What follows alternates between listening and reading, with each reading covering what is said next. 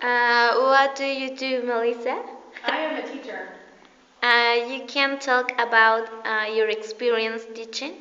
I started teaching when I was 16 years old as a student. I student-taught ballet classes.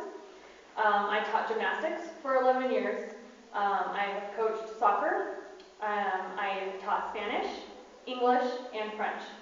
I have also been studying French since I was 12 years old and know how to learn languages as a foreign language. So I understand the student's need and the way a student learns a second language. Okay.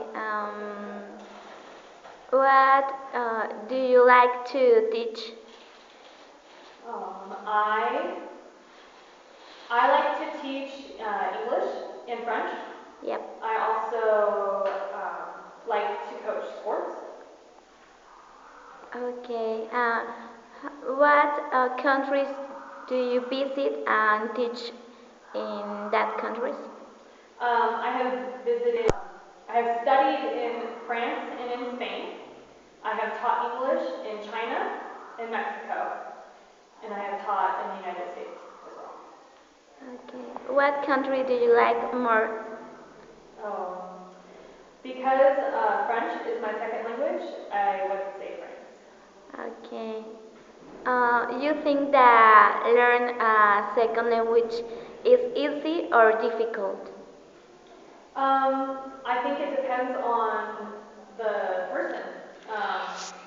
Language is something that is easily learned as a young child because they are still developing their vocabulary and their verbal skills.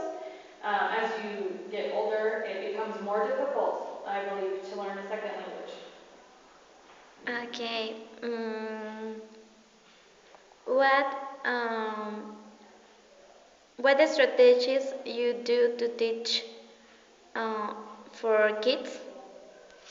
What activities do I use to teach languages to kids? I use, for young kids, preschoolers obviously are not writing or reading just yet. So a lot of that is verbal, listening and speaking practice. A lot of hands-on activities. Art is something that is very useful when dealing with kids, hands-on, anything with their hands. Technology is an important part of teaching now in the 21st century especially. I have students who know more about computers than I do. So that is something that is definitely a tool that should be used in the classroom. Okay.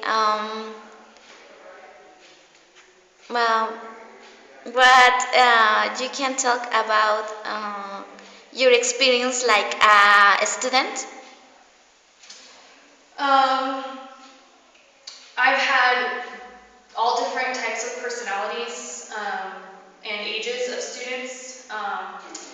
I've had some students who are very studious and like to sit and read and study, and I've also had students who are very outgoing and verbal and social and prefer to learn hands-on and actually do what they're supposed to be learning rather than sitting and reading a book. I believe that kinesthetic, visual, and audio learning, it's important to, as a teacher, to know and understand all three and to be able to introduce all three of those methods of learning